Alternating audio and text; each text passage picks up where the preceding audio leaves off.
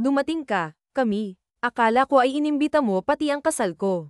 Isang masiglang salubong ang ibinigay ng kanyang kaibigan na si Rosa. Saktong oras na siya ay dumating sa simbahan para sa kasal na ito. Hindi ko gagawin yun, Sao Rosa, sagot niya, na may bahagyang pag-aalinlangan sa tinig. Alam ko naman yun, pero maiintindihan ko rin naman kung hindi ka pupunta, lalo't nandito rin si Marco, ex-boyfriend ni Isabela. Si Marco, na naging kasintahan niya ng halos 5 taon, ay nag-iwan ng mga alaala na mahirap kalimutan. 3 taon na ang nakalipas mula nang mahuli niya itong may ibang babae habang siya ay nasa Australia, nagtatrabaho. Pinuntahan niya ito upang sorpresahin sa kanilang 5-year anniversary, ngunit siya ang nagulat nang makita ang kanyang kasintahan na may kayakap na ibang babae sa labas ng apartment nito. Walang dahilan para hindi ako umattend. Duke, Marco at ako ay naghiwalay na matagal na. Next, sagot niya, na may ngiti sa kanyang mga labi, kahit na sa loob ay may mga katanungan pa rin. Mangha namang napatitig si Rosa sa kanya. Sigurado ka ba? Sigurado ako, Nix. Huwag mo na akong isipin, at mag-focus ka na lang sa kasal mo, okay? Naninigurado siyang sabi sa kanyang kaibigan, kahit sa kanyang puso ay may mga pagdududa. Sisigat pa sana si Rosa nang ay anunsyo na ng wedding organizer na magsisimula na ang kasal, kaya nagpaalam na siya at dumiretso sa loob ng simbahan. Alam ni Isabela na nag-aalala lamang si Rosa, pati na rin ang lahat ng kanyang mga kaibigan, dahil ngayon lang muli silang magkikita ni Marco mula nang sila ay maghiwalay. Nasaksihan ng mga ito ang sakit na dinanas niya noon, ngunit tanggap na niya na natapos na ang lahat sa kanilang dalawa. Kahit alam niyang magiging awkward ang sitwasyong ito para sa lahat, susubukan pa rin niyang magpanggap na ayos lang ang lahat. Tila ang mga kaibigan nila ang nahihirapang tanggapin ang hiwalayan, lalo na't may kasama pang ibang babae si Marco. Dito mo makikita kung bakit hindi tayo dapat makipag-date sa mga kaibigan natin, bulong ni Leah, isa sa kanyang mga kaibigan, habang pinapanood nila ang pagpasok ng aunt ni Rosa. Pareho silang hindi nakasali sa entourage dahil sa alanganin nilang schedule. Alam ko na ngayon, sagot niya, ang tono ay may halong panghihinayang. Si Marco at siya ay nasa parehong bilog ng mga kaibigan. Sila ay matalik na magkaibigan bago sila nag-risk na makipag-date, na ngayon ay labis niyang pinagsisisihan. Kung alam lang niya na ganito ang magiging katapusan nila, sana ay hindi na siya sumugal kay Marco. Umaasa kasi siyang hindi siya matutulad sa iba, lalo na't kilala na nila ang isa't isa mula pa noon. Ngunit pagkatapos niyang masaksihan ang eksena sa harap ng apartment nito sa Australia, napatunayan niyang wala silang pinagkaiba sa iba. Pero dapat alam din ni Marco na hindi siya pwedeng basta-basta magdala ng kahit sino sa ganitong pagtitipon. May karapatan siyang dalhin ang sino man, Dan, at tiyak na tinanong niya sina Rosa at Carl tungkol dito at pumayag sila. Sana man lang naisip nilang nandito ka din. Wala na lang respeto, ba? Natawa siya sa reklamo ng kanyang kaibigan. Come on, Dan, chill. Okay, hindi niyo na ako kailangan pang isipin. Ngunit lalo lamang siyang sinaman nito ng tingin. Sa kabila ng tensyon, umiling na lang ito, lalo't nagsimula ng maglakad ang bride. Tahimik silang dalawa habang hinihintay ang pagdating ng bride sa altar, ngunit hindi niya maiwasang magawi ang kanyang tingin sa banda ng groom at ng katabi nitong best man. Naroon si Carl, ang groom, at si Marco, ang best man ni Carl, na parehong nakatayo ng may pagmamalaki. Mabilis na napaiwas siya ng tingin nang magtagpo ang kanilang mga mata ni Marco.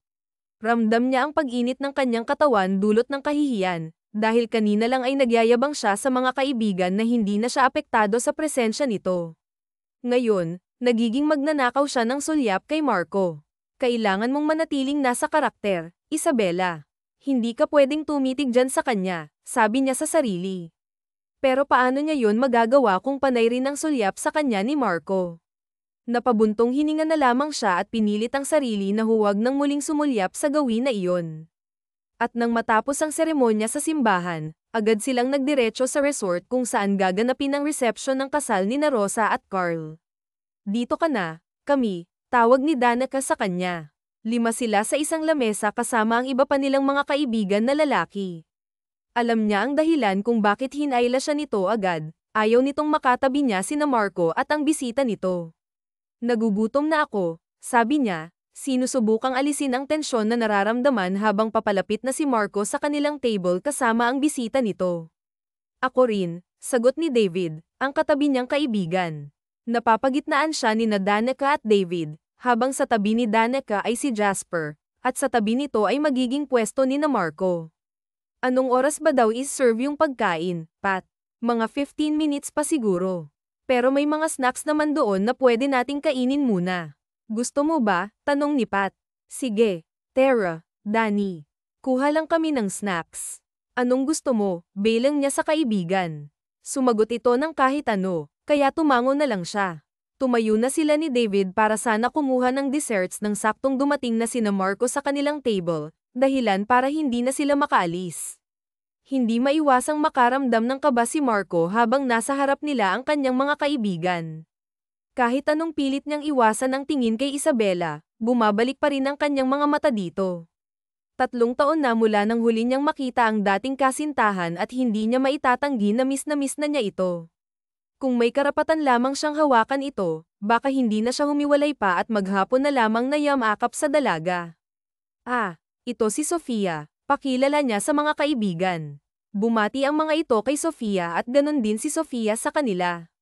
Kahit si Camila ay bumati rin sa kasama niya, isang bagay na ikinagulat niya. Hindi siya makapaniwala na maayos na ito, habang siya ay kailangan pang magbitbit ng kasama para ipakita na okay na siya sa hiwalayan nila. Girlfriend, tanong ni Danica na may taas kilay. Girl na friend, sagot ni Sofia.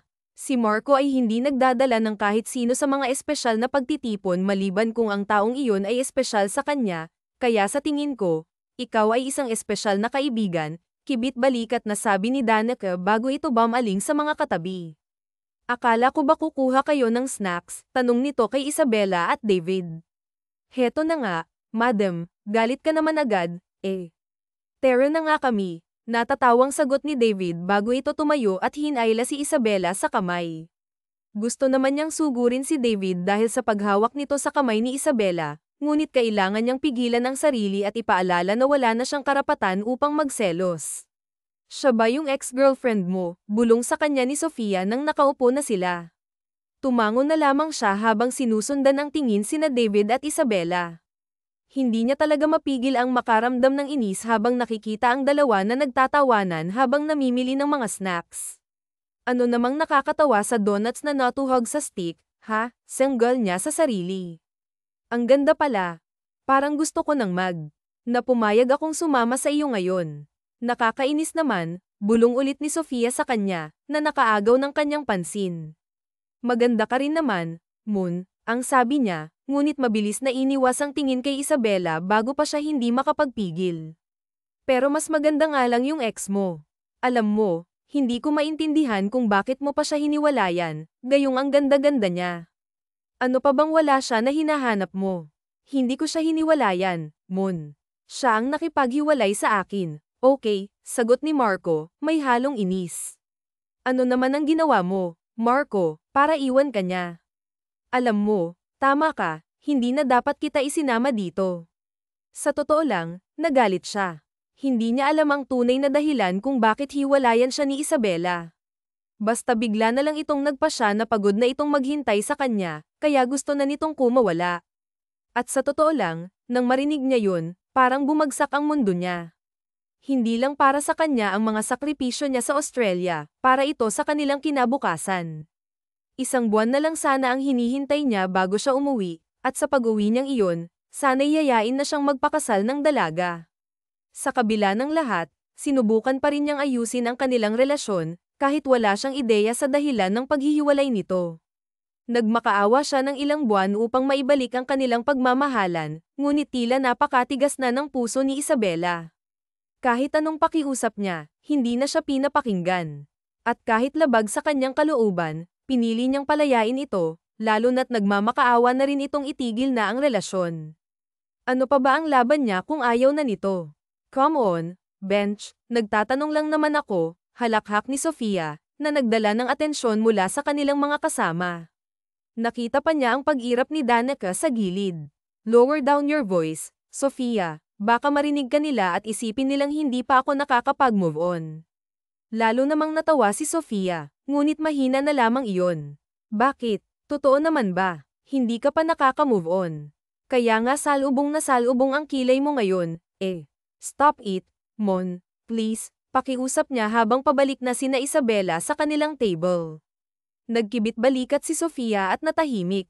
Hindi na siya umimik pa at bumaling kay Jasper, nakinig sa mga kwento nito habang palihim na sumusulyap kay Isabela. Sa ilang taon ng kanilang pagkakaibigan ni David, ngayon lang siya nainis dito na kung wala lang sila sa party, kanina pa niya ito nasusuntok. Kung nakamamatay lang yung selos, kanina ka pa bumulagta dyan, asar sa kanya ni Sofia. What? Sa kunot pa lang ng noo mo, halatang halata ka na agad, Marco. I don't know what you're talking about, Sofia. Pero imbes na maniwala, tinawanan lamang siya ni Sofia. Hindi bagay sa'yo maging sinungaling, mahuhuli ka kaagad. Halata naman. Nausisa si Jasper. Bakit kasi hindi ka kumilos dyan at gawin mo na ang dapat mong gawin, ha? At ano naman ang pwede kong gawin, ha? Ginawa ko na lahat ng pwede kong gawin, Sofia, pero ayaw niya pa rin, kaya bakit ko pa ipipilit? Nagkibit-balikat ito. Bakit di mo subukan ulit ngayon? Malay mo, iba na ang maging resulta. Don't give me false hope, Sofia. I'm not giving you false hope, Marco. Sinasabi ko lang kung ano yung nakikita ko, at bilang isang babae, alam ko kung kakaiba ang tingin ng kapwa ko babae sa isang tao. At sa nakikita ko, gusto ka pa niya. I call bullsh**T on that, Sofia. Wala kang idea kung paano niya ako pinagtabuyan noon at ayawan kahit hindi ko naman alam kung anong dahilan para makipaghiwalay siya sa akin, kaya sigurado akong wala na talagang pag-asa, sagot niya. Then why don't you start it by knowing her reason for breaking up with you? Trust me, Bench, mahal ka pa niyan, pilit pa ni Sofia. Napatingin siya kay Sofia, nag-iisip sa sinabi nito. Tama si Sofia, wala siyang ideya kung anong totoong nangyari kung bakit bigla na lang nakipaghiwalay sa kanya si Isabela. Kaya marahil iyon ang dapat niyang unang alamin, ang dahilan nito para makipaghiwalay ng walang paabi. Kaya naman, para magkaroon siya ng pagkakataon na may sagawa ang plano niya, sinubukan niyang makapasok sa kumpanyang pinagtatrabahuan nito. Hindi naman naging mahirap iyon para sa kanya, lalo na sa mga credentials na mayroon siya. Malaki ang naitulong ng kanyang karanasan sa Australia upang mabilis na matanggap sa pinapasukan ni Isabela. Samantala, halos manginig ang buong kalamnan ni Isabela nang makita kung sino ang nasa harap nila ngayon. Magre-retire na kasi ang dati nilang marketing head at ipinakilala nito ang magiging kapalit nito. Sa dami ng pwedeng pumalit, si Marco pa. I'm Marco Del Castillo, your new marketing head, pakilala nito sa sarili. May sinabi pang iba si Marco, ngunit halos hindi na niya maintindihan ang mga iyon dahil mas dinig niya ang tibok ng kanyang puso. Kung noon ay natiis niya nang makasama ito sa isang lugar sa loob ng isang araw, ngayon, sa tingin niya, hindi na. Ang totoo, hindi pa siya okay. Hindi pa siya handa na makita ito araw-araw. Bumati ang mga kasama niya kay Marco, habang siya, hilaw ng ngiti lamang ang kaya niyang ipakita. Isa-isa namang nagpakilala ang mga kasama niya, at nang siya na ang dapat magpakilala, kailangan niyang humugat ng malalim na hininga para lamang hindi manginig ang kanyang boses. Isabela Sarmiento po, sir. Tumango naman si Marco sa kanya bago ito bumaling sa mga kasama niya at ngumiti ng matamis. Nice meeting you all, guys. I am thrilled to work with you. Hindi na naging mahaba ang pagpapakilala ni Marco sa kanila dahil inaya rin ito agad sa loob ng opisina ng dati nilang marketing head para mag-turnover ng mga gawain. Kay Marco, gwapo niya rin no, bigla na lamang sabi ni Mabel, kasamahan niya sa trabaho, nang makabalik na sila sa mga pwesto nila. Si Sir Marco, Coco, ang gwapo no. Tapos ang katawan, Diyos ko, ang hot. Hilaw na napangiti siya kay Mabel at tumango na lamang. Gusto sana niyang sabihin na mas hot si Marco pag walang damit, pero syempre, hindi niya yun pwedeng sabihin. Wala namang ideya ang mga kasamahan niya sa trabaho tungkol sa personal niyang buhay, lalo na sa mga naging nakarelasyon niya. May girlfriend na kaya yan si Sir, tanong pa ni Mabel, pero nagkibit-balikat na lamang siya at nag-focus na sa trabaho kahit gustong-gusto niyang sumagot ng oo, at marami pang iba. Mabilis namang tumakbo ang oras, at sa kanyang pagkamangha, kumurap lang siya at lunch na agad. Let's go, tanong agad sa kanya ni Lee, ang pinakamalapit niyang kaibigan sa opisina. Tumango naman siya dito bago tumayo sa pagkakaupo. Saan tayo? May kakabukas lang na bagong restaurant dyan sa tapat ng building natin. Gusto mo ay try? Tanong din sa kanya ni Lee. Pwede rin. Tayong dalawa lang ba? Pwede naman, pero mag-aya na rin siguro tayo ng iba, wika pa ni Lee sa kanya. Tumango ulit siya bago bumaling kay Mabel. Bel, magla-lunch out kami ni Lee. Sama ka? Tanong ni Mabel, may ngiti sa kanyang mukha. May baon ako, sagot niya, sabay ngiti. Tsaka baka maging abala pa ako sa date nyo. Asar nito sa kanilang dalawa. Akala kasi ng mga kasama nila ay manliligaw si Lee sa kanya, kahit na ang totoo ay magkaibigan lang talaga silang dalawa. May gusto na kasing ibang binata si Bel at isa pa, hindi rin siya handa na makipagrelasyon. Kakain lang kami ng tanghalian, Mabel, hindi kami nagde-date, paliwanag ni Lee, na tila nagtatangkang ipagtanggol ang kanilang samahan. Sos, ayaw nyo pa kasing aminin na may something sa inyong dalawa. Hindi naman namin kayo ichichismis, dagdag pa ni Lee, na may halong biro. Oo nga, at saka single naman kayo pareho, kaya ano pang hinihintay nyo, gatong ni Brian, isa pang kaopisina. Hindi nga kasi, dinay-dinay pa niya, pero sa totoo lang, naguguluhan siya sa mga sinasabi nila. O siya, Isabela, huwag kayong mag-alala. Bagay kayo ni Lee. Sigurado akong maganda at gwapo ang magiging anak nyo once. Hindi nga kasi, naputol ang sasabihin niya nang bigla na lamang kumalabog ang pintuan mula sa opisina ng manager. Sabay-sabay silang napalingon doon at nakita ang nakangisi na si Marco. Oops, sorry, Anito, bago lumipat ang mga tingin nito sa kanya. Matatalim ang mga tingin nito, ngunit hindi na lamang niya ito pinansin. Problema nito, bulong niya sa sarili. Tara na nga lang kami. Ayaw naman ata nilang sumama, wika ni Lee sa gilid niya. Hinawakan pa siya nito sa braso upang hilahin. Lakas talaga ng asar ng mga yun, dagdag pa ni Lee habang papasok na sila sa elevator. Hindi naman siya makaimik dahil kasabay nila si Marco. Nasa likod nila ito at sa nakikita niyang refleksyon nito sa pinto ng elevator, alam niyang ang talam ng tingin nito sa kanya. Tinaasan naman niya ito ng kilay bago inirapan, ngunit mas lalo lamang sumama ang tingin ni Marco sa kanya. Anong tinitingin-tingin mo dyan, ha? Honest niya sa sarili. Hindi na lamang niya pinansin pa si Marco at binalingan na ulit si Lee hanggang sa makababa sila sa lobby at hanggang sa restaurant na sinasabi nito.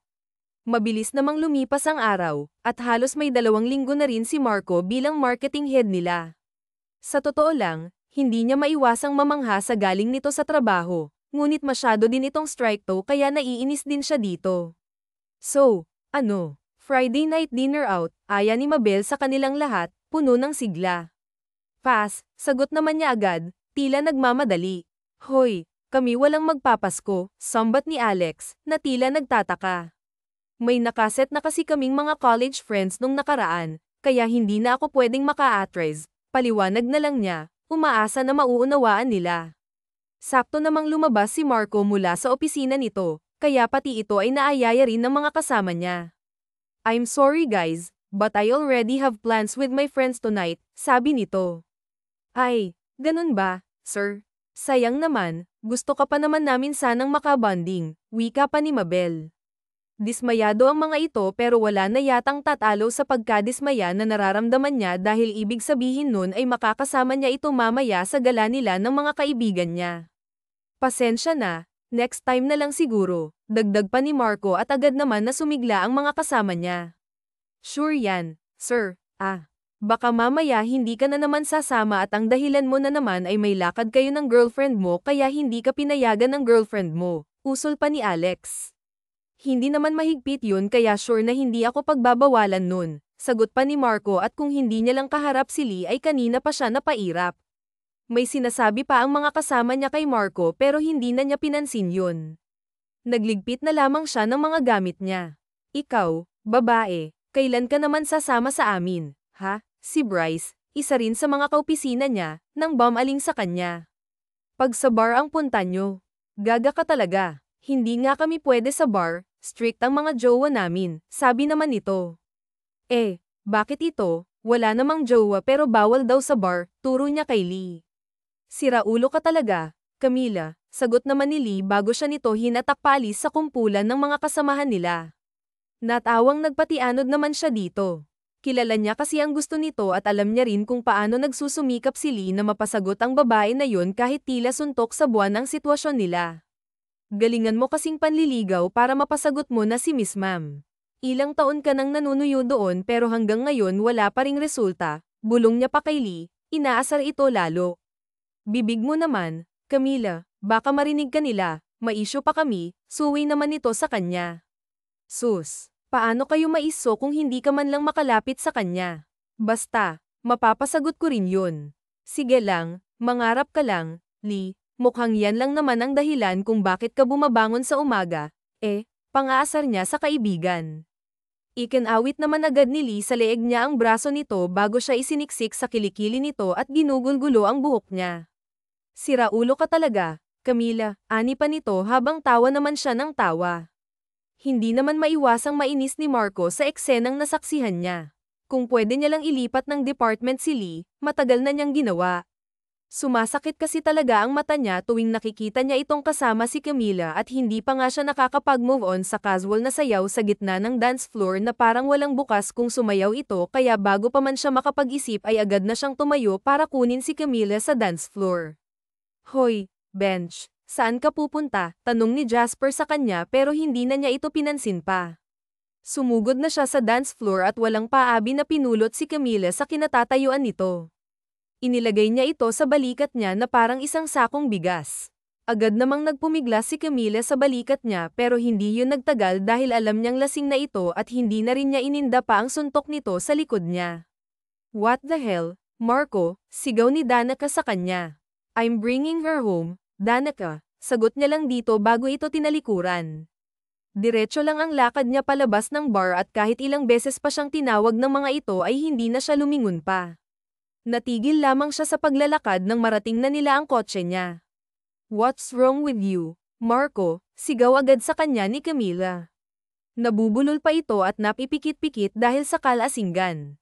Ikaw, Camila. Anong pumasok dyan sa kokote mo para maisipan mong makipagsayaw ng malaswa doon sa gitna ng dance floor, ha? Ano na naman? Saw, ano naman sa akin? Talaga ba akong tatanungin mo niyan? Tinatanong ko nga, sino ka ba, ha? At ano ba sa tingin mo ang karapatan mong makialam sa buhay ko? Wika ni Camila sa kanya. Lasing na ito pero nagagawa pa ring makipagsaya. Iuuwi na kita, wika na lamang niya. Ayaw nang patulan pa ang galit nito lalo na't galit din siya. Hindi ko kailangan ng tulong mo, kaya kung mag-isa. Kaya mo, ni hindi mo na nga may dilat ng maayos ang mata mo. Sagot niya kay Camila bago ito pinasakay sa passenger seat ng sasakyan niya. Hindi naman naging madali yun lalo na't napakatigas ng ulo ni Camila ngunit hindi siya nagpatalo. Ang tigas-tigas pa rin talaga ng ulo mo, anya bago ito binuhat para maisakay sa loob ng sasakyan niya. Nagpupumiglas naman si Camila pero hindi na niya ito hinayaan pang makatakas. Sinuutan niya agad ito ng seatbelt bago siya gumapang papunta sa driver seat galing sa passenger seat at dahil di niya alam kung saan nakatira si Camila simula nang maghiwalay sila ay sa kanyang bahay niya ito diniretso. Pagdating naman sa parking ng condo tower niya ay kailangan niya ulit buhatin si Camila dahil tulog na ito. Gin-icing lang niya si Camila nang nasa loob na sila ng unit niya para painumin ito ng tubig. Stay here, Camila. Kukuha na lang kita ng tubig at huwag mo nang subukang takbuhan ako dahil sinisigurado ko sa iyong hindi ka pa nakakalayo na huli na ulit kita. Baylang niya kay Camila kahit alam niyang imposibleng makatakas pa ito sa kanya. At kahit binawalan niya ito ay nagmamadali pa rin itong makabalik. Laking ginhawa na lamang niya na makita itong nandoon pa sa kanyang sofa, nakasandal at nakapikit ang mga mata. You cannot sleep yet, baby. We still need to talk. Anya habang sinasandalan ito ng tubig. Tinulak naman siya palayo ni Camila, mukhang nahimasmasan na ito at handa na ulit makipag-away sa kanya.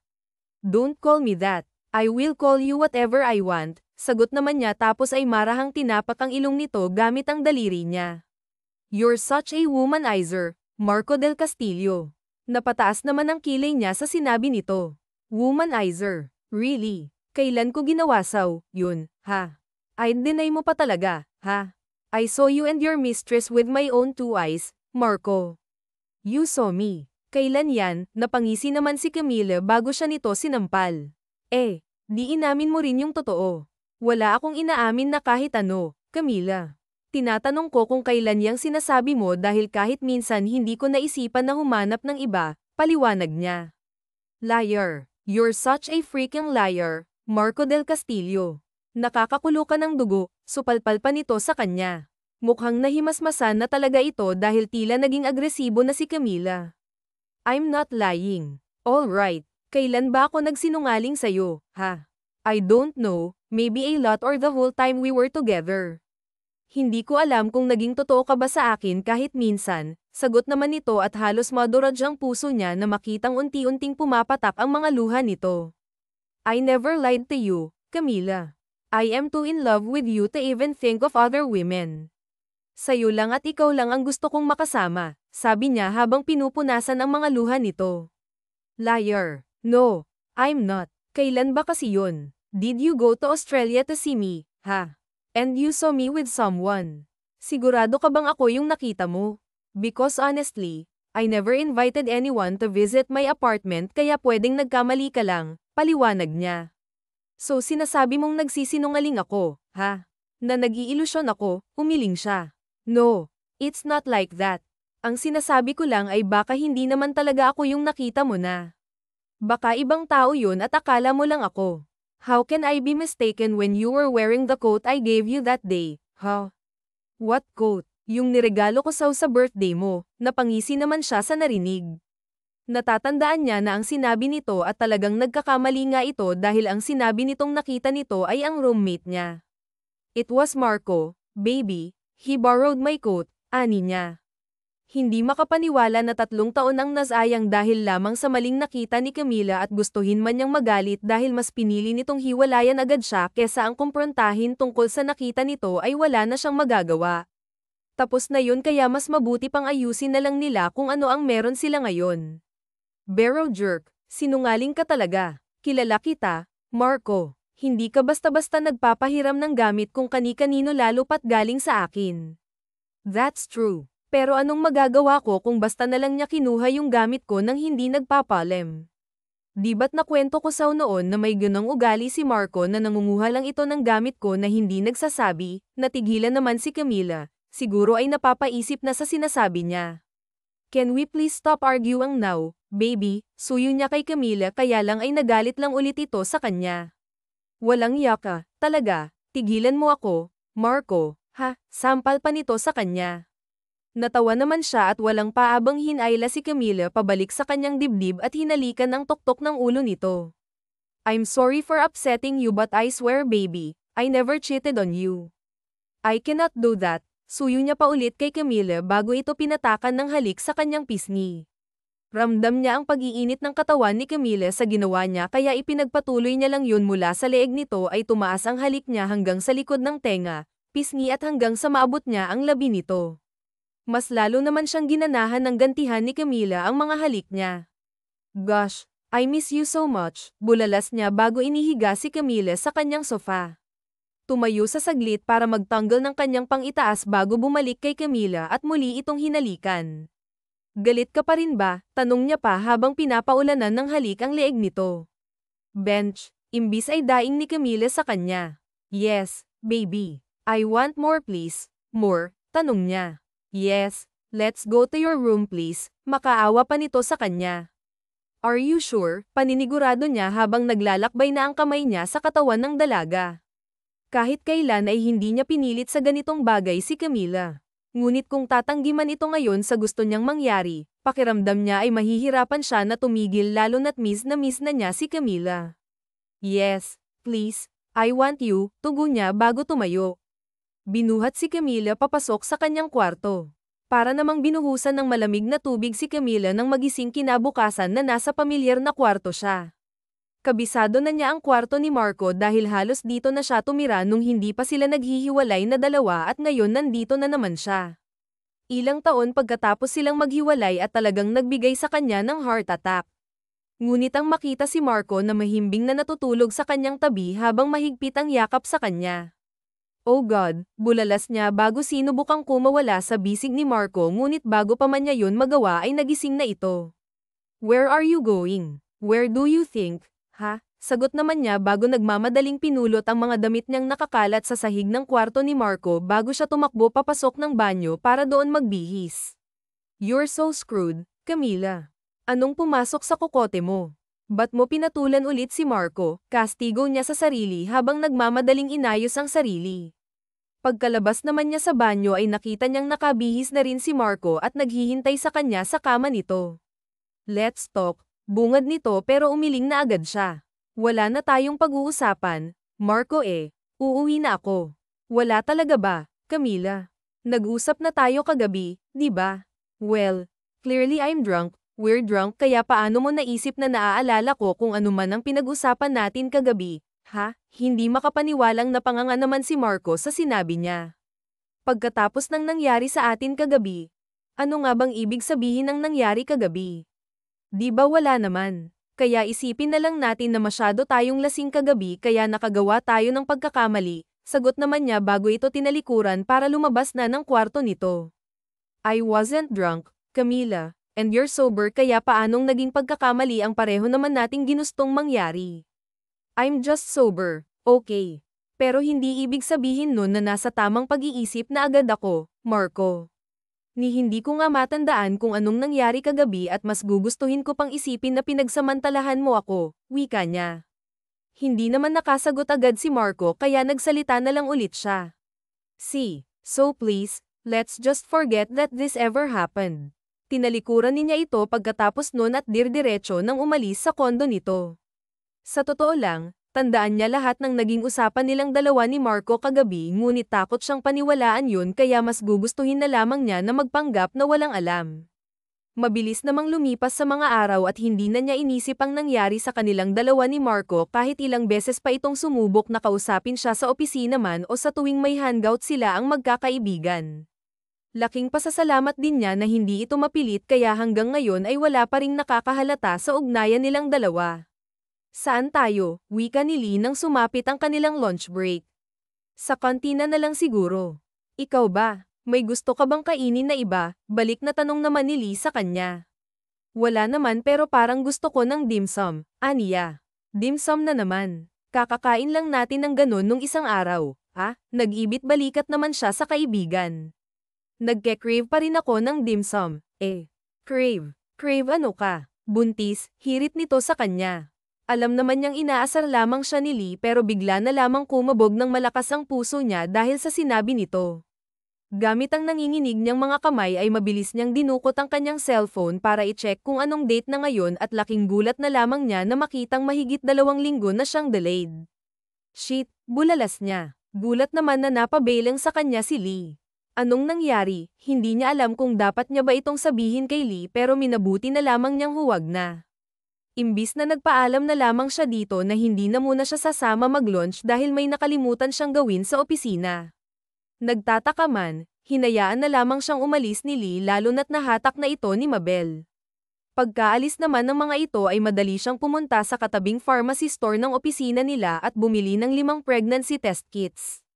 Pagkatapos nun ay mabilis siyang bumalik sa office nila para gamitin ang dalawa sa mga yun. Oh my God, bulalas niya nang makita ang 2 linya sa 2 kit. Nanginginig siya at umiiyak dahil libo-libong posibilidad na agad ang tumatakbo sa utak niya lalo na nang bigla na lamang bumukas ang pintuan ng banyo sa pantry. Doon kasi siya pumunta dahil alam niyang wala ang mga kasama niya ngunit nagkamali siya dahil nandoon pa pala si Marco at ito pa ang nagbukas ng pinto ng banyo. Hindi naman halos makahinga si Marco sa nasaksihan niya nang pasukin niya ang banyo kung nasaan si Camila. Papunta na sana siya sa kantina nang makita niya itong tumatakbo papasok sa kanilang pantry at dumiretso sa banyo ang balak niya, sana ay hintayin ito sa labas. Ngunit nang marinig niyang humahagulgol ito mula sa loob ay hindi na siya nagdalawang isipan na pasukin ito. Anong ginagawa mo dito? Gulat na tanong sa kanya ni Isabela. Ngunit wala dito ang atensyon niya kundi sa 2 pregnancy test kits na nakalatag sa sink. Kinuha niya ang mga yun bago siya bumaling kay Isabela. You're pregnant? Tanong niya. Umiling naman ito at inagaw ang hawak niyang pregnancy test kits. Hindi, kay Rosa yan. Kay Rosa, bakit nasa sayo kung ganun? Pinatabi niya yan sa akin. Gusto niya kasing i-surprise si Carl kaya pinatago niya na muna sa akin, paliwanag ni Isabela. Pero ayaw niyang maniwala. Kilalang kilala niya si Isabela, dahilan para malaman niya kung kailan ito nagsisinungaling at kung kailan hindi. At sa nakikita niya ngayon, alam niyang nagsisinungaling ito. This is yours, Anya. Hindi na sa akin yan, Marco. At bakit naman ako gagamit ng ganyan, ha? Really, ha? Ba't mahigit isang buwan na rin simula nang may mangyari sa atin, taas kilay nitong sagot kay Isabela. At base sa reaksyon nito, sigurado na siyang nagsisinungaling ito. This test kit is yours and you're pregnant with my baby, siguradong saad niya. Pero umiling lang ulit si Isabela. You're wrong, Marco. Hindi ako buntis, talaga. Anya sabay kuha ng hindi pa nagagamit na test kits. Mag-test ka para malaman natin. Bakit ko naman gagawin yan, ha? To prove me wrong, Isabela, sagot niya. Hindi nga ako buntis, Marco. Patunayan mo nga sa akin kung hindi. Si Mila. Kilala kita. Alam ko ang mga kilos mo kapag nagsisinungaling ka kaya huwag mo nang subukan pang ipilit yang sinasabi mo. Wala akong papatunayan sa'yo, Marco. Kaya please lang, tigilan mo ako. Layuan mo na ako. Halos matawa naman siya sa pinaghalong inis at frustration. Talaga lang, ha? Gusto mo bang hintayin nating lumobo ang tiyan mo para mapatunayan natin kung talagang hindi ka nagsisinungaling, Isabela? Pero panay pa din ang iling ni Isabela. Hindi nga sabi ako buntis eh. Umalis ka na nga. You think you can get rid of me just because you're denying that you're pregnant with my baby? Nanliliit na mga mata na sabi niya pa dito. Hindi nga sabi ako buntis, Marco. Ba't ba ang kulit mo? Natawa naman siya. Sige, ipilit mo pa, Isabela. Tingin mo ba hindi ko talaga gagawin ang sinabi ko? I was stay here until your stomach shows kung buntis nga ako. Ano naman sa'yo yun? Ha, putol ni Isabela sa sasabihin sana niya. Nagsimula na rin itong umiyak dahilan para mabago niya dito. Humakbang siya papalapit dito at pinunasan ang mga luha nito habang tinatahan ito. Alam niyang hindi maganda sa buntis ang stress at pinapaiyak. Ayaw naman talaga niyang pasamain ang loob ni Isabela. Gusto niya lang talagang malaman mismo dito ang pagbubuntis nito. Ano naman sa akin, Isabela? This is a dream come true for me. Alam mong matagal ko nang pinangarap to at kung maibabalik ko lang ang oras, hindi na ako mag-a-abroad at pinakasalan na lang agad kita. May 3 taong gulang na sana tayong anak ngayon at baka may kapatid na siya, bulong nito sa kanya. Umiling naman siya at pilit na nilalabanan ang paghawak sa kanya ni Marco, ngunit kulang ang lakas niya para makawala sa mga bisig nito. Your checkmate, Isabela. This baby is mine and his or her mommy is mine too. Akin kayo pareho. Mariin niyang sabi bago siniil ng halik si Isabela. Hindi naman makahinga si Isabela sa mga nangyari. Basta ang huling natatandaan na lamang niya ay nakita ni Marco ang test kit niya at pinilit na siya nitong umamin tungkol sa pagbubuntis niya, at nang mapapaamin siya nito o na sila ngayon nasa OB-GYN at pinapa-check up ang lagay nilang mag-ina. So you're 6 weeks into pregnancy, Mrs. Del Castillo, anunsyo ng OB sa kanila. Gusto sana niyang i-correct ang sinabi nito ngunit naunahan na siya ni Marco na magsalita. How are they, Doc? Healthy bang mag-ina ko at ano pong mga kailangan niyang inumin at kainin pati na rin pong bawal sa kanya? Sunod-sunod na tanong ni Marco sa OB nila. Sinabi naman ng OB ang mga kailangan niya mula sa mga dapat at hindi niya dapat kainin, vitamins na dapat niyang i-take, schedule ng next checkups niya pati na rin ang mga activities na pwede nilang gawi dalawa ni Marco para masiguro na healthy silang mag-ina at lahat ng yun ay isinulat ni Marco sa notes nito para daw walang makalimutan. Hindi naman niya maiwasang makaramdam ng init sa kanyang puso ngunit hindi pa rin maalis sa isip niya na mali ang ginagawa nila at mas lalong mali kung ipagpapatuloy pa nila ito. Kaya naman na makauwi na sila sa kondo niya ay sinabihan niya si Marco na kailangan nilang pag-usapan ang sitwasyon nilang dalawa. I think we should discuss our setup, simula niya. What setup? Lito naman na tanong ni Marco. Setup tungkol kay baby, kung paano ang tamang co-parenting sa kanya, paliwanag niya. Agad naman sumimangot ang noon ni Marco sa sagot niya. Co-parenting? Sino namang nagsabi na gagawin natin yan? Marco, there's no other setup here aside from us living in one roof and raising our child together, Isabela. Kaya alisin mo na agad sa isip mo yang iniisip mo. Umiling naman siya. Hindi mo ako pwedeng pilitin sa bagay na hindi ko naman gusto, Marco. At hindi mo rin pwedeng ipilit sa akin yang gusto mo. Isabela, gusto mong mag-co-parenting. Para ano? Para pagkaitan ng anak natin ang buong pamilya. Ipagdadamot mo sa kanya ang lumaki ng hindi kasamang mommy at daddy niya sa isang bahay dahil ang ayaw mong buksan ang isip mo sa mga paliwanag ko. Kung hindi mo man naintindihan ang pinag-usapan natin nung gabi na may nangyari sa atin, pues uulitin ko, Isabela. Hindi kita niloko kahit minsan at yung nakita mo na may kalandian na ibang babae ay si Marco yun at hindi ako at kayang-kaya kong patunayan sa'yo na nagsasabi ako ng totoo, dagdag pa nito. Hindi naman niya mapigil ang mapaiyak sa taas ng boses nito. Sa ilang taon kasi na naging magkasintahan sila ay hindi siya pinagtaasan ng boses ni Marco ni hindi nito sinabayan ang galit niya at kung may nagawa man itong ikinasama ng loob niya ay mabilis itong nagsosorry sa kanya. Kaya ang marinig ito ngayon na galit ay sadyang nakakasakit at takot para sa kanya. Napabuntong hininga naman si Marco bago lumapit sa kanya para panasan ang mga luha niya. Okay, sorry baby. Please let's make this work. Alam kong nasaktan kita dahil akala mo niloko kita. Pero pangako, wala akong ginawa na ikakasakit mo. Hindi ko makakayanan na gawin yun sa'yo. Pakiusap, nito sa kanya. Hindi naman siya nakaalma pa ang yakapin pa siya nito habang tinatahan siya. I'm so sorry Erpo kung kinakailangan na ligawan ulit kita gagawin ko, bigyan mo lang ako ng isa pang pagkakataon, dagdag pa nito.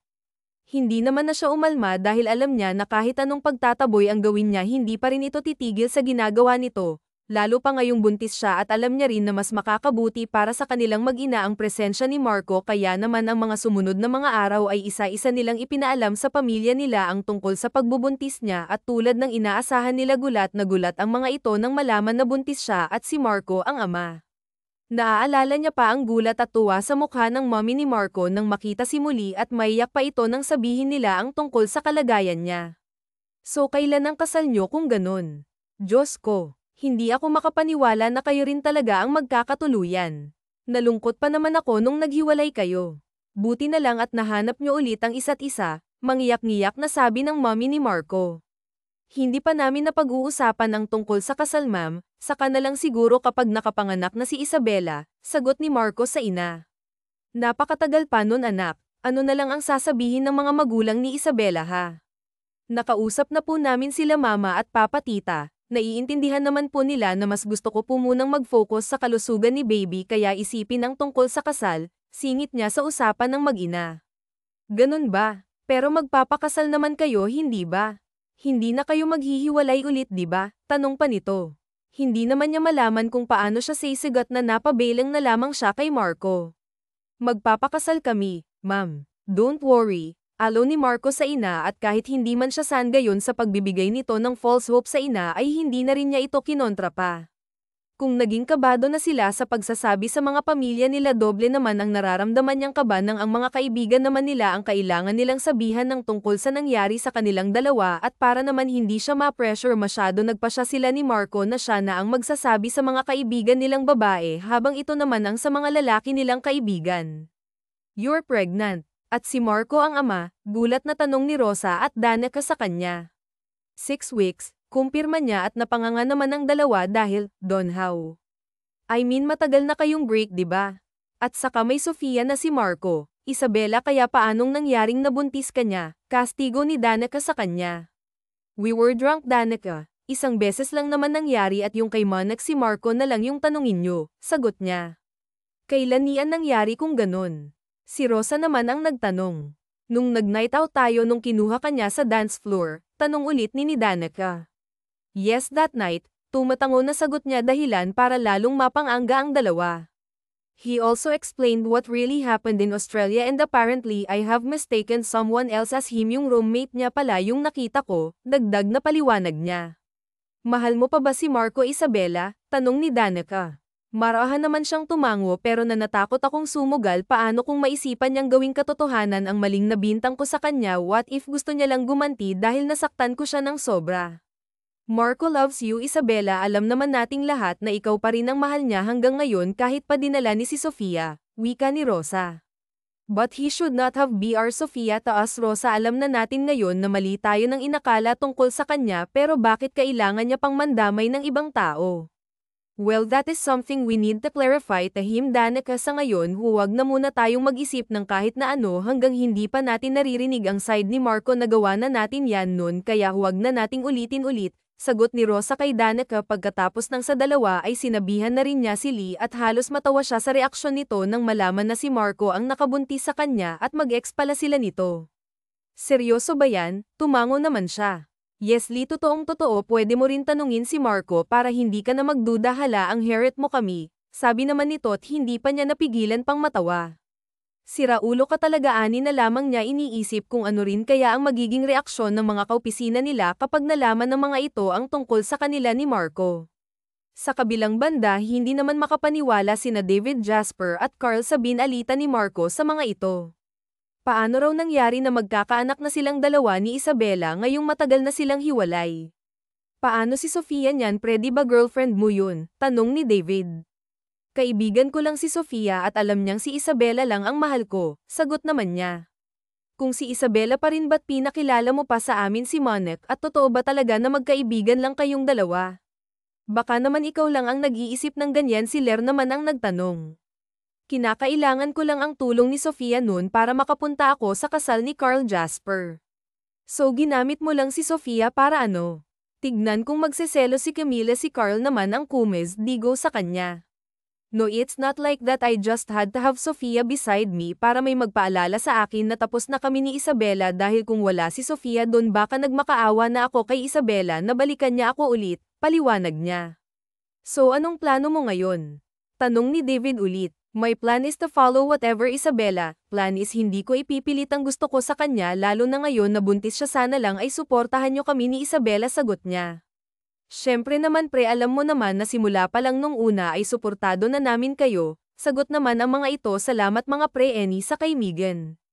Naging mabilis naman ang mga araw para sa kanila na hindi na nila namalayang nasa 5 buwan na pinagbubuntis ni Isabela ang kanilang anak, ngunit hindi naging madali para sa kanilang dalawa ni Isabela ang kanilang sitwasyon. Sobra kasi ang morning sickness ni Isabela nung unang trimester nito na halos hindi na ito makabangon pa sa higaan. Kinakailangan na tuloy nitong mag-resign sa trabaho kahit labag sa loob nito, at buti na lamang hindi naging madamo si Isabela nang hilingin niya dito na sasamahan niya ito sa hondo nito para kung sakaling may kailangan nito ay agad siyang makakatulong. Komportable ba? Tanong niya kay Isabela pagkatapos niya itong lagyan ng unan sa likod. Tumango naman ito. Ayos na, pero nilalamig yung paa ko. Napatingin naman sa mga paa niya si Marco bago ito umalis para kuhanin siya ng medyas sa drawer nito. Is this better? Tanong ulit nito pagkatapos ang suotan ito ng medyas. Yes thank you, sabihin mo lang sa akin kung ano pang kailangan mo. Okay, nakangiting nilinya dito bago siya yumuko at patakan ng halik ito sa noo. I love you, dagdag pa niya, at ngiti lamang ang naging tugon ni Isabela. Ng mga sumunod na araw naman ay maaga siyang gumiyak dahil araw ng check-up ni Isabela sa OB at ngayon na nila malalaman ang kasarian ng anak nila. Halos hindi pa siya makatulog dahil sa sobrang excitement. Isabela, wake up, kailangan na nating maghanda para hindi tayo malate sa appointment na natin sa OB. Gising niya pa dito pero imbes na gumising ay nagtakip pa ito ng kumot. Come on baby, bawi ka na lang ng tulog mamaya after check-up mo, dagdag niya pa, pero hindi pa rin siya pinansin nito kaya wala na siyang choice kundi ang buhatin nito paalis ng kanilang kama. Hindi naman nagreklamo si Isabela at sumiksik pa ito sa leeg niya. Antok pa ako, bawi ka na lang ng tulog mamaya pag-uwi, sabi niya bago ito ibabasa ng kanilang bathroom sink. I will wash your face okay, palm niya. Tumango naman si Isabela habang nakapikit pa rin nito. Kumuha naman siya ng towel at basay para ipon na sa mukha nito. Pagkatapos nun ay siya na rin ang nag-toothbrush dito. Breakfast, anya pagkatapos nila sa banyo. I want pancakes already prepared it baby. Nakangiti naman niyang sagot dito at pinatakan ng halik sa nooin na niya ito sa kanilang dining table para kumain. Pagkatapos naman nun ay agad na din silang gumiyak at umalis. Pagdating sa clinic ng OB nila ay sila na agad yung sumalang at halos hindi na niya marinig ang sinabi ng OB sa lakas ng tibok ng puso niya. Oh, it's a boy, anunsyo ng UB nila. A boy? Tanong ni Isabela. Yes, it's a healthy baby boy. Congratulations Mr. and Mrs. Del Castillo. Kumpirma ng Yu. Hindi naman niya napigilan ang sarili at napaiyak na siya habang hawak-hawak ng mahigpit ang kamay ni Camila. Thank you baby, thank you so much, sabi niya pa kay Camila bago ito pinataka ng mabilis na halik sa labi. Thank you din, sagot niya dito. Hindi niya inakala na kaya silang bigyan ng nag-uumapaw na kasiyahan na tulad ng nararamdaman nila ngayon dahil lang sa nalaman na nila ang kasarian ng anak nila. I love you, Isabela. Kayo ng baby natin. Hindi naman niya alam kung paano sasagutin yun ngayon. Kung noon ay ngiti-ngiti lamang siya, ngayon ay may nagtutulak na sa kanya na sagutin na yun ngunit hindi pa rin talaga niya nagawa. May parte pa rin kasi sa puso niya na takot umasa at maniwala kay Marco. Ngunit hindi naman niya isinasarado ang kahit anong posibilidad na pwede pa silang magkaayos muli. Sa ngayon, gusto na lamang muna niyang isipin ang tungkol sa kanilang anak at saka na ang sa kanilang dalawa. Ngunit tila masyadong mahirap panindigan ang gusto niyang mangyari lalo na't ilang araw na niyang napapansin na walang laging pang itaas na damit si Marco tuwing nasa bahay ito. Noon naman ay wala lang naman sa kanya yun, ngunit ay iba na ang dating sa kanya nito. Ngayong araw, wala itong pasok sa trabaho at maghapon lang sila na nasa kondo niya at kahit anong gawin niya ay hindi niya talaga mapigilan ang mapatitig sa katawan nito. Gusto niyang sisihin ang hormones niya, pero alam niya sa sarili niya na mas malaking porsyento ang pagnanasa na nararamdaman niya ay dahil talaga sa miss na niya si Marco at masyado lamang siyang maramo para aminin yun kahit sa sarili niya. What's wrong? Pag-aalalang tugon sa kanya ni Marco. Napailing naman siya at hirap na napalunok, Diyos mio. Isabela. Maghunos dili ka nga, ang laki-laki na ng tiyan mo, nang gagawa mo pa ring mag-isip ng kabastusan. Seremonya sa sarili. What's wrong? Isabela. Umiling naman siya. Sinusubukan na magsinungaling kahit hindi na niya halos maalis sa katawan ni Marco ang tingin niya. Wala. Ano? Mainit lang kasi. Mainit nga kaya nga nag-alis na ako ng pang-itaas nakangisi pa ring saad ni Marco. Ganun ba? Isagad mo kaya ang aircon. Sige, isasagad ko, sunod nito sa utos niya. Pinanood niya ito habang kinokontrol nito ang remote ng kanilang aircon. There must be a problem. Come on, Isabela. Ano ba yun? Why do you keep on staring at me ha? Balik ulit sa kanya ni Marco. Gusto niya sana itong supalpalin ngunit bigo siya lalo na't napadaing agad siya nang hawakan siya nito sa bewang. Marco. Yes, baby. Do you need my help? Sagot nito. Alam niyang nangaasar ito pero hindi niya talaga magawang gumanti I want you. Want what? Isabela, please. Imbis ay pakiusap niya pa. Kailangan mong sabihin sa akin kung anong gusto mo, Isabela. Paano ko yun maibibigay kung hindi mo sa akin sasabihin? Pilit pa nito ngunit may limitasyon din ang kahihiyan na nararamdaman niya dahil hindi na niya kaya pang sagutin ang tanong nito sa kanya. Nagpanik naman agad si Marco na makita niyang umiiyak ito. Sorry, huwag ka nang umiyak, suyon ito sa kanya habang pinupunasan ang mga luha niya pero hindi na niya kaya pang huminto kaya lalo naman siyang naiiyak. Natigil lamang siya nang patakan siya ng halik ni Marco sa labi. You want this? Tanong ni Marco habang paulit-ulit siyang pinapatakan ng halik sa labi. Kagat-labi naman siyang tumango. How about this? Dagdag pa nito bago siya siniil ng mas malalim na halik.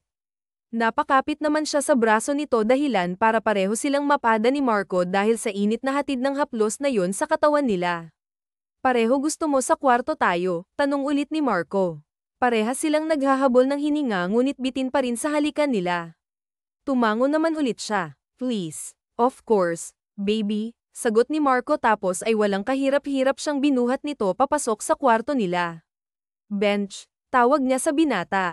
Katatapos lang nilang gawin yun at nakahiga na sila, nakayakap si Marco sa kanya at habang panay ang patak ng halik nito sa kanyang noo.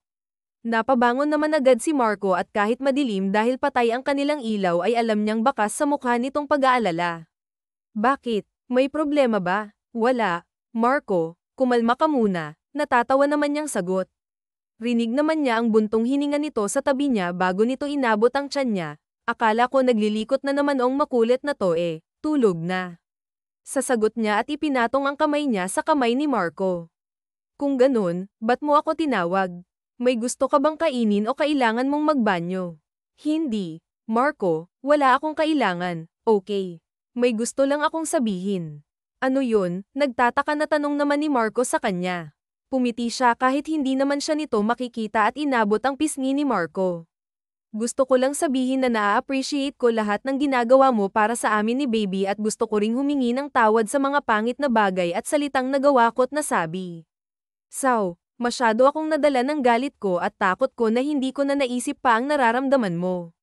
It's okay, baby, let's just forget whatever happened in the past, singit naman ni Marco. Umiling naman siya at hinaplos ang panga nito. No, Marco, kailangan nating pag-usapan ta. Gusto kong malaman mo na pinagsisisihan ko ang lahat ng masasakit na bagay na nagawa ko. So, you don't need ta, Isabela, but I have ta, Marco.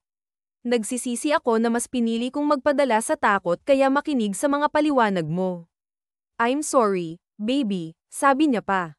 Isabela, I love you, Marco.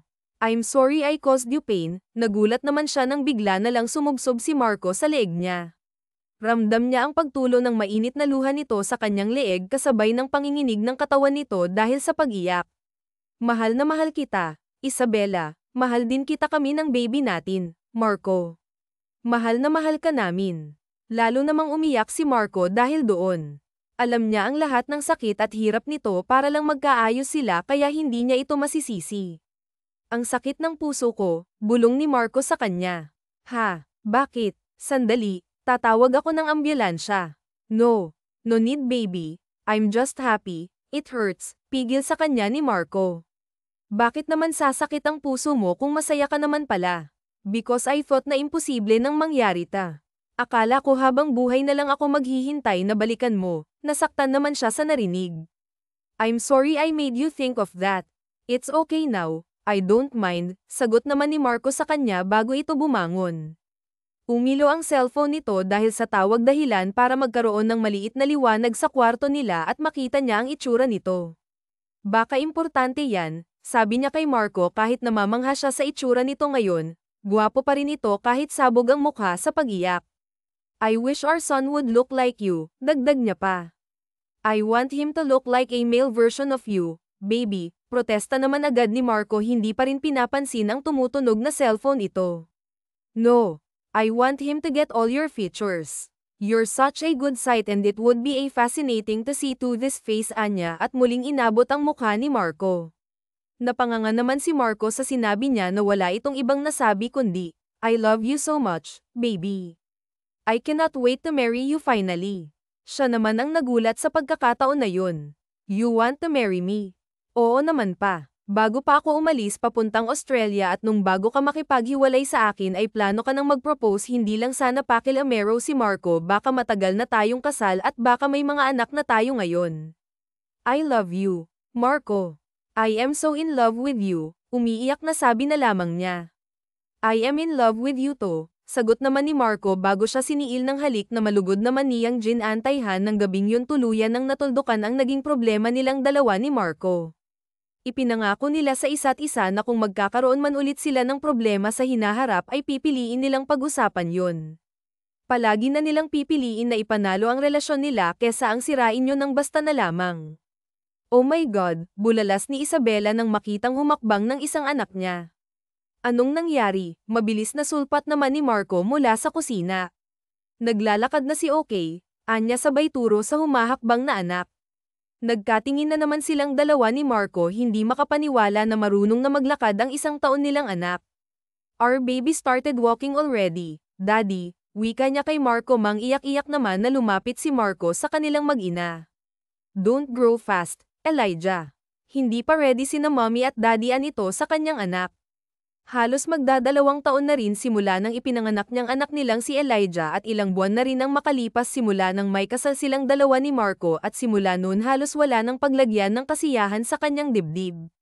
Well meron pa naman tayong isang papalakihin, Marco, bulong niya sabay kuha sa kamay ng asawa at inilagay niya yun sa kanyang tiyan, you just have to wait for 7 months for now to see it, dagdag pa niya. You're pregnant, gulat na tanong ni Marco. Tumango naman siya. Yes baby, we have our baby number 2 coming in 7 months. Oh thank God baby, bulong ni Marco sa kanya habang yakap-yakap siya. At sa lahat ng mga natutunan ni Isabela sa bawat pagsubok na pinagdaanan niya, may mga bagay siya na higit na isa sa puso mula ngayon hanggang sa dulo ng buhay niya.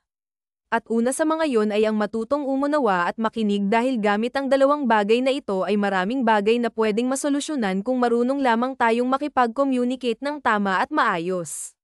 Natutunan niya rin ang matutong sumugal kahit gaano man nakakatakot isipin ang magiging kinalalabasan ng kahit anong pagkakataon dahil sa realidad walang nananalo sa hindi sumusubok at hindi mo rin masabi na may natutunan ka sa buhay kung wala ka namang ginawa.